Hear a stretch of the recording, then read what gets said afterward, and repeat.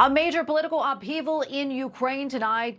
President Volodymyr Zelenskyy has announced the resignation of Andriy Yermak, the head of the president's office and one of the most powerful figures in the government. His departure comes at a critical moment with high-stakes peace negotiations underway and U.S. delegations set to arrive in Kyiv for the latest round of talks. For more on what this means for Ukraine, we turn now to our correspondent Shelby, who is live for us in Kyiv. Shelby.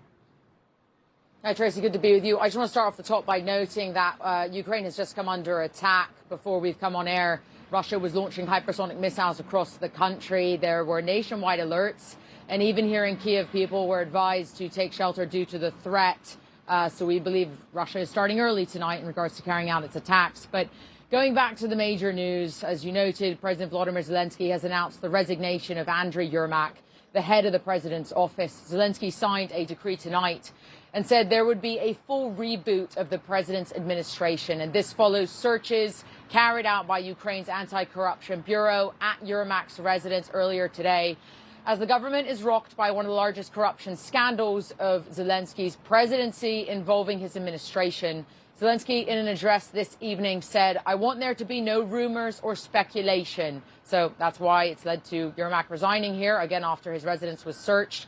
Zelenskyy added that Russia really wants Ukraine to make mistakes, but insisted there will be no mistakes on our part. For context, Yermak is not just Zelenskyy's closest advisor. He is often described as the unofficial vice president of Ukraine and the second most powerful figure in the country.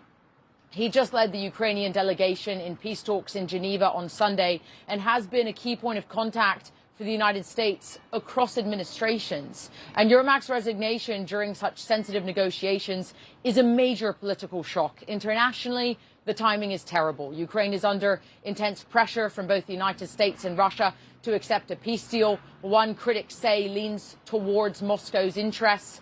The Kremlin will welcome this development tonight, and the incoming U.S. delegation to Kyiv will view it as a moment of vulnerability to likely pressure Kyiv further. But I want to note that inside Ukraine, the reaction is very different. Many here view this not as a weakness, but as strength. And people are saying this shows Ukraine's democratic institutions can function independently, even in wartime, and that no official is above scrutiny. For a former Soviet republic to investigate its most powerful figures is viewed here as exactly the kind of accountability that Ukrainians are fighting for. But again, major news, political shakeup here tonight in Ukraine. Will continue following, and also what that's going to mean for negotiations with the United States going into this weekend. Back to you.